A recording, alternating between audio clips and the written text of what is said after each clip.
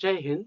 आज के पहले वीडियो में हम मौर्य वंश के बारे में पढ़ रहे थे, जिसमें चंद्रगुप्त मौर्य जिन्होंने मौर्य वंश की स्थापना की थी और उनके बाद बिंदुसार, इन दो राजाओं को हम पढ़ चुके थे। आज हमें अशोक पढ़ना है, लेकिन आज अशोक पढ़ने से पहले हम इसके पहले चंद्रगुप्त मौर्य और बिंदुसार का रिवीजन कर लेते हैं।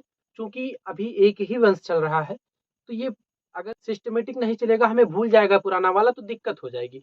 इसलिए रिवीजन कर लेते हैं। तो मौर्य वंश की स्थापना किसने किया था? चंद्रगुप्त मौर्य ने।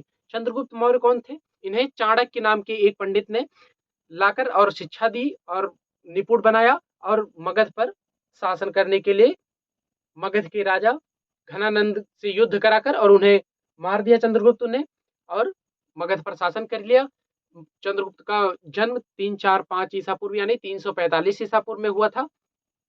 और चंद्रगुप्त जो थे, ये जब मगध पर शासन किए तो चाणक्य को अपना प्रधानमंत्री बनाए। प्रधानमंत्री का मतलब जैसे आज राष्ट्र में, देश में नरेंद्र मोदी जी हैं, सलाह देने का काम करते हैं। किसको? राष्ट्रपति को।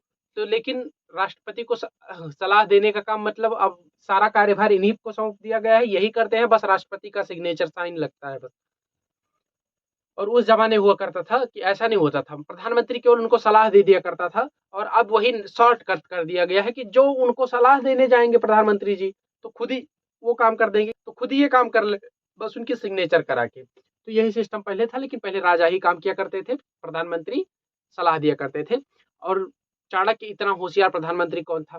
चाणक्य जब इनको बचपन से मैं पढ़ा लिखा रहे थे, यानी इनका पालन पोषण कर रहे थे चंद्रगुप्त मौर्य को, तो इनको हल्का हल्का जहर दे रहे थे। इसीलिए एकदम परिपक्व, मतलब इनमें कोई कमी नहीं थी राजा बनने के लिए। क्योंकि ये शूद्र प्रजा से ऐसे लिखा गया है कि ये शूद्र थे, फिर भी ये मगध के राजा बने चंद्रगुप्त मौर्य, और बहुत प्रतापी राजा बने। और ये जब राज कर रहे थे तो एक सेल्यूकस निकेटर नाम का विदेशी आया और वो इनसे युद्ध किया, तो ये सेल्यूकस निकेटर को हरा दिए और उनकी बेटी कार्नेलिया से शादी कर लिए। और सेल्यूकस निकेटर जब जाने लगा अपनी बेटी की शादी चंद्रगुप्त मौर्य से करके, तो अपना एक दूत जिसका नाम था मेगास्थनीज को यहीं छोड़ गया। तो मेगास्थनीज जब यहाँ कुछ देर रहा और यहाँ के रहन सहन को देखा, तो उसने एक पुस्तक लिखी जिसका नाम है इंडिका। अगर भारत के बारे में कोई भी विदेशी स्रोत जो सबसे अच्छी जानकारी देता है, वो है इंडिका। इंडिका हमें सबसे अच्छी जानकारी देती है। इंडिका में लिखा गया है कि जो चंद्रगुप्त मौर्य थे, इनका घर जो था ये लकड़ी का बना हुआ था। ये जब जनता के दरबार में आते थे, यानी जनता के सामने आते थे, तो उससे पहले एक शोभा यात्रा निकाली जाती थी। और जब ये कहीं बाहर निकलते थे, घूमने उमने जाते थे या और कहीं जाते थे, तो इनके चारों तरफ हाथी और घोड़ों से सैनिक होते थे, और वो हाथी और घोड़े सोने और चांदी से सुसज्जित होते थे। सुसज्जित का मतलब अलंकृत, उन्हें सोने और चांदी से सजाया गया होता था। और इनके आसपास अगल बगल स्त्रियां हथियार लेके हुआ करती थी। तो स्त्रियां क्या हुआ करती थी? क्योंकि ये चाणक्य की नीति है, स्त्रियां खुद आपस में झगड़ा कर लेंगे, लेकिन पुरुषों से इनकी बहुत पड़ती है अगर मन मिल गया तो भाई वो राजा थे, उनसे किसका ना मिलता, तो इसीलिए इनकी अंगरक्षक स्त्रियां होती थी, ताकि वो खुद ही ना मार दें। जैसे इंदिरा गांधी को उनका ही बॉडीगार्ड मार दिया था, वैसे ये इन पे हमला ना करें, इसलिए स्त्रियां होती थी। और इनका घर जो था वो लकड़ी का बना हुआ था और पत्थरों से अलंकृत यानी सजाया हुआ था। और जब ये चलते थे तो और सैनिक छोटे छोटे पेड़ लेकर चलते थे, जिस पर सिखाए हुए तोते बैठे रहते, तो जिनके सर पे मंडराया घुमा करते थे उड़ उड़ उड़ कर। ये तो था चंद्रगुप्त गुप्त मौर्य के बारे में। चंद्रगुप्त मौर्य अपने अंतिम समय में कर्नाटक में थे और श्रवण बेलगोला में इनका मृत्यु हो गई। इसके बाद इनके उत्तराधिकारी आते हैं बिंदुसार। कौन? बिंदुसार। बिंदुसार बिंबिसार में आप कंफ्यूज ना होइएगा, चंद्रगुप्त के उत्तराधिकारी बिंदुसार थे। तो जो बिंदुसार आए, तो बिंदुसार को अमित्रघात कहा जाता था। अमित्रघात का मतलब होता है शत्रु का नाश करने वाला। अमित्रघात का मतलब शत्रु का नाश करने वाला। अब इन्हीं के समय में, बिंदुसार के समय में तक्षशिला में एक विद्रोह हो गया। तो इनके दो पुत्र थे, एक का नाम था सुसीम, एक का नाम था अशोक। इन्होंने सुसीम को तक्षशिला में इस विद्रोह को दबाने के लिए यानी शांत कराने के लिए भेजा, और वो गए, लेकिन वो शांत नहीं करा पाए, क्योंकि उनके अंदर वो योग्यता नहीं थी जो एक राजा यानी एक शांत कराने वाले व्यक्ति के अंदर होनी चाहिए थी। तो वो शांत नहीं करा पाए। फिर बिंदुसार ने अपने दूसरे पुत्र को भेजा शांत कराने के लिए, जिसका नाम अशोक था। अशोक गए और वो मार धाड़ के एकदम शांत करा दिए। तो और उसके बाद बिंदुसार के बाद इनका उत्तराधिकारी अशोक वो बनाया गया। अब हम अशोक के बारे में पढ़ते हैं। और अशोक के सबसे इंपॉर्टेंट जो है 14 अभिलेख हैं। तो 14 अभिलेखों को अभी हम आज नहीं पढ़ेंगे। अगले वीडियो में, एक वीडियो में केवल 14 अभिलेखों के बारे में पढ़ेंगे, जिसमें मैं आपको याद कराने का प्रयास करूंगा, याद कराऊंगा। 14 अभिलेख अगर आपको याद हो जाते हैं तो दिक्कत नहीं होगी, लेकिन उसमें सिर्फ फैक्ट है, समझाना कुछ है नहीं, तो याद कराएंगे। अब अभी आज हम अशोक के बारे में डिटेल से पढ़ लेते हैं। तो अशोक ये बहुत महान, बहुत प्रतापी राजा था, इसमें कोई डाउट नहीं है। ये बहुत ही बुद्धिमान राजा था और बहुत ही शक्तिशाली था, इसमें कोई डाउट नहीं है। इनका जन्म, अशोक का जन्म 308 ईसा पूर्व में हुआ था। कब? 308 ईसा पूर्व में। कब हुआ था?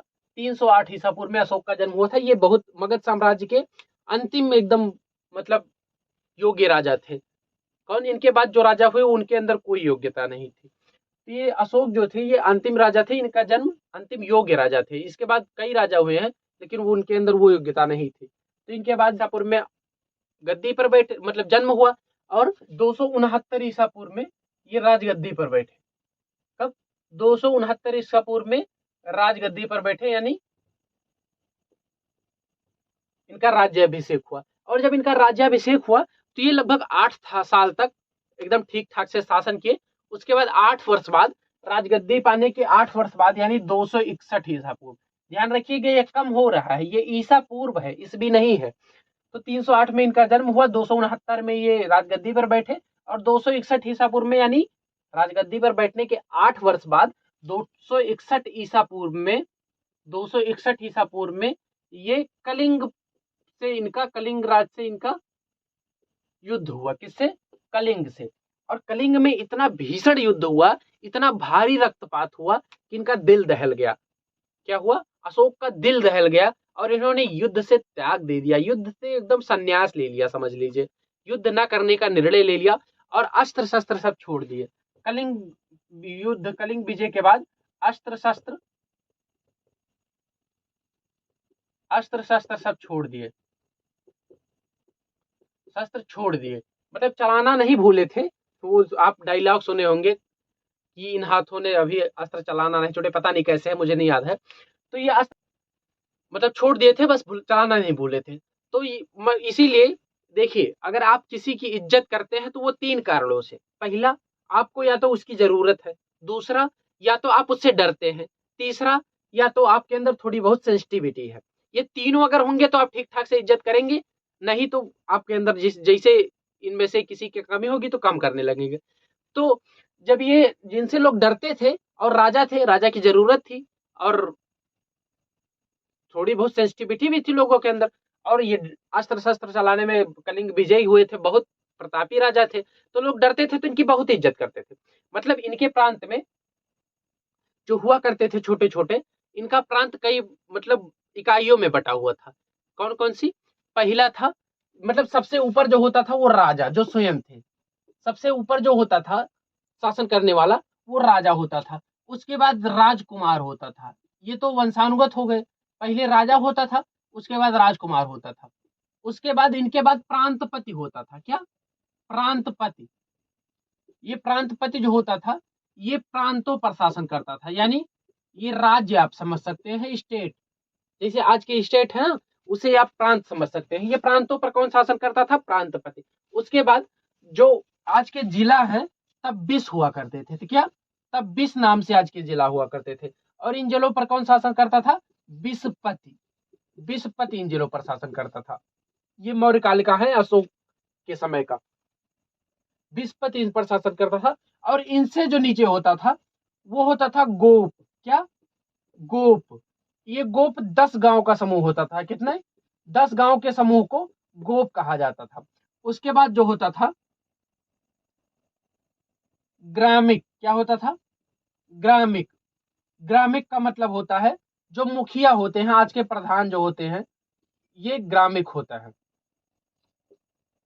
मुखिया ग्रामिक होते हैं। प्रधान से आज याद आया, एक स्कूल में लिखा होता है कि शिक्षा धनम सर्वधनम प्रधानम अस्ति, ऐसे कुछ संस्कृत में लिखा था। तो एक बच्चे ने, प्रधान जी आए थे, गांव के प्रधान जी, तो उनसे एक बच्चे ने पूछा कि प्रधान जी ये इसका मतलब क्या होता है? तो प्रधान जी आंसर क्या देते हैं, क्योंकि अंगूठा छाप प्रधान जी होते हैं, पढ़े लिखे लोग तो राजनीति में जाना ही नहीं चाहते।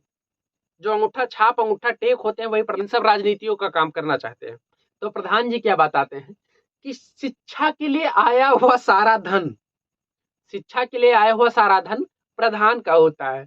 शिक्षा धनम सर्वधनम प्रधानम अस्ति। शिक्षा के लिए आया हुआ सारा धन प्रधान के लिए होता है, ये बताए प्रधान महोदय। का मुखिया होता था।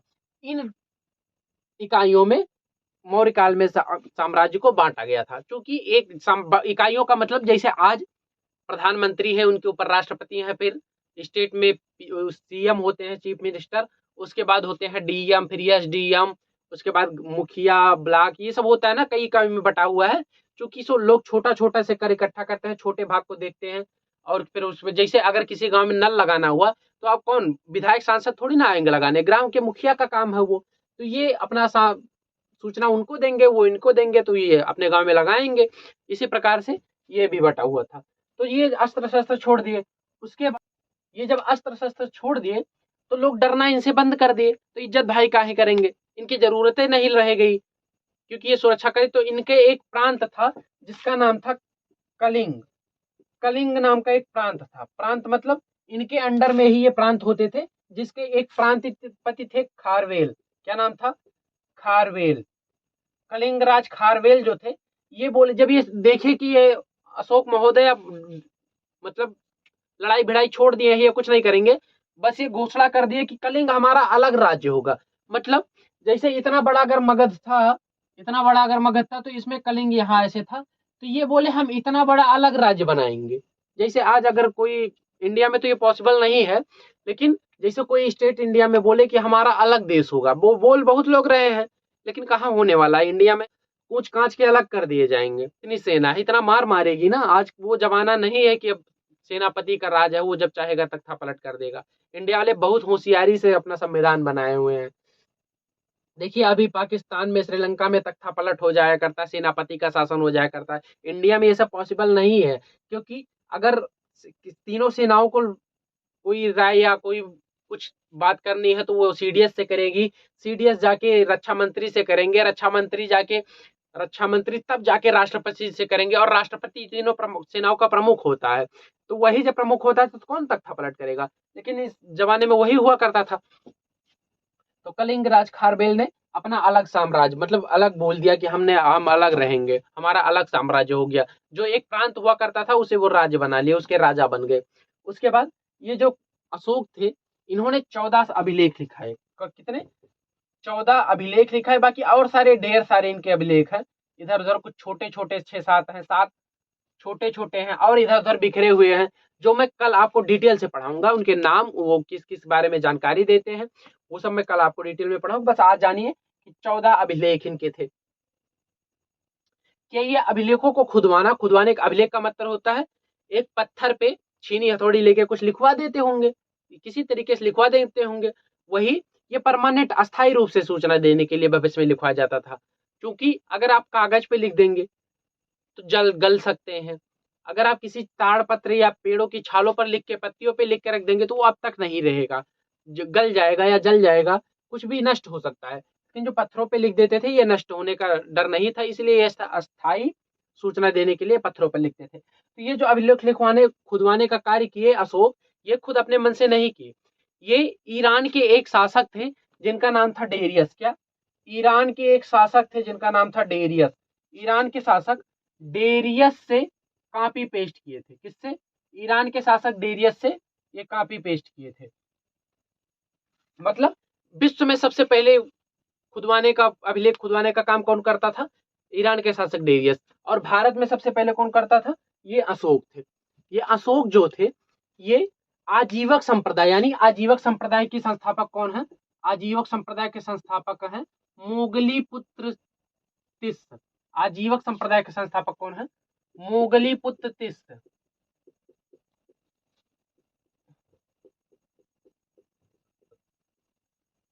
मोगली पुत्र तिस जो है, ये आजीवक संप्रदाय के संस्थापक हैं। और अशोक ने इन्हें 4 पहाड़ियां, कहा? गया में, गया नामक स्थान पर 4 पहाड़ियां, जिनका नाम था